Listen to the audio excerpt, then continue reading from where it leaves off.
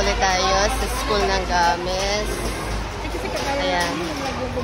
Mag-seminar ulit kami ng Sacramento ng Kumpil panghapon class. Ayan si Sis Claire, ang kasama ko. Ayan mga teacher.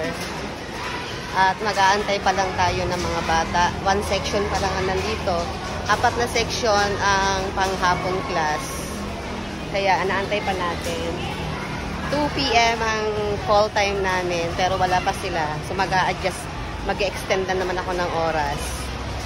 Siguro 2 lang kami ngayon ni Sis Claire na nandito. So si Sis Claire ngayon ang documents. Nasa mga documents at ako ngayon ang mag-talk ngayon. So Lord help me and guide me sa pagtotok ko. Kasi kanina ako rin kanina umaga. So nakaya ko naman. Siyempre, dapat kaya natin yon kasi katikis na tayo. Dapat alam natin yung ginagawa natin at alam natin kung paano magturo. Siyempre, guided yun ni Lord. Hindi natin yun magagawa kung walang guide ni Lord. So, nagdadasal tayo bago magturo. Kaya, yung mga lumalabas sa bibig ko ay hindi galing sa akin. Galing kay Lord.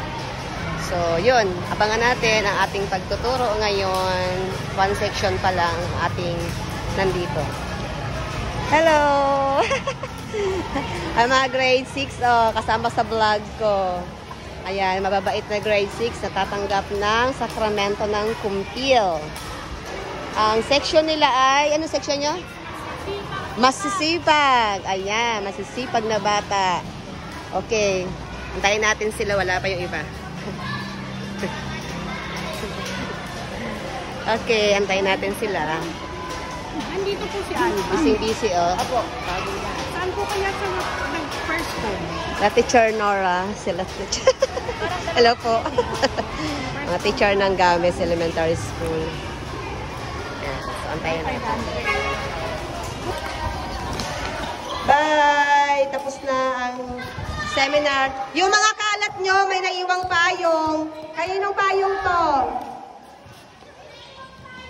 Bye! Sakto. Sakto tayo, sis. Sakto natapos.